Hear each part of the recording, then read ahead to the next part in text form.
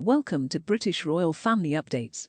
Dr. Shola Shola had claimed there were blackamoor statues behind Queen Camilla in new images. Sorry for interrupting. Before we continue, if you're new to our channel, please subscribe and turn on the notification bell for more updates. Thank you. Dr. Shola Shola has been forced to delete her tweet after falsely claiming racist statues were present in a photograph released by the royal family. Posting on Twitter, she had shared an image of Queen Camilla on the day of the coronation as she smiled whilst wearing her crown in the green drawing room in Buckingham Palace. Behind Camilla stand the Weeping Women candelabra, which are historic ornaments that reside in the palace. Retracting her original statement, the activist tweeted, "I stand corrected if these are not blackamoor statues behind Camilla as I thought, but of weeping women. Bottom line, if there are blackamoor items or anything of historical racist depiction in the palaces, it should be removed, placed in a museum so history doesn't repeat itself." Dr. Shola added, "Deleted my previous tweet for the avoidance of doubt. Just to be clear, my outrage, if it were true, still stands. Blackamoor statues often depict men from African descent as a servant, with the figures often carrying something such as candles or a tray. The style is now viewed by some as racist and culturally insensitive, but pieces are still produced, particularly in Venice, Italy.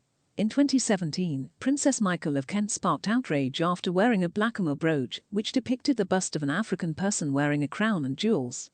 While Princess Markle apologized for causing offense, the incident has resurfaced as a result of the Netflix documentary Harry and Meghan. Prince Harry referred to unconscious bias within the royal family and how he had not been aware of his own bias before meeting Meghan. The Duke of Sussex, whose wife Meghan Markle is of mixed heritage, outlined in his biography Finding Freedom that she was offended by the brooch. Princess Markle wore the brooch whilst attending the Queen's annual lunch on December the 20th. King Charles and Queen Camilla are reportedly taking some time off to recover after the historic coronation celebrations. They have retired to Sandringham House, their private Norfolk residence, for the rest of this week.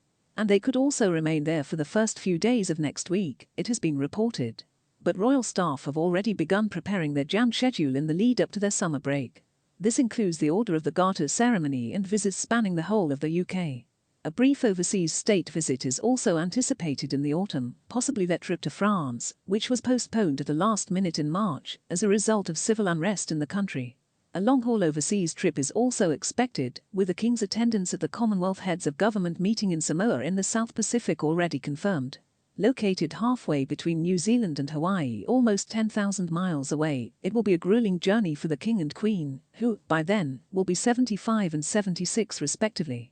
It is quite possible, then, that he will use the trip as an opportunity for stopovers in Australia and New Zealand, both countries where he is still head of state and are long overdue for visits from senior royals. The Queen is also making final preparations for her inaugural Reading Room Festival at Hampton Court Palace in West London next month, now that her Instagram book club has become a charity promoting literacy. Sources say the King and Queen are delighted with how the coronation went and were thrilled to see so many people joining the weekend's festivities, according to the Daily Mail. But the couple are now reported to be ready for a few days out of the spotlight. Meanwhile, the Prince of Wales reportedly told a volunteer at a big Help Out event in Slough that his children Prince George, Princess Charlotte and Prince Louis were so exhausted by the coronation celebrations he was worried he'd have difficulty waking them up in time for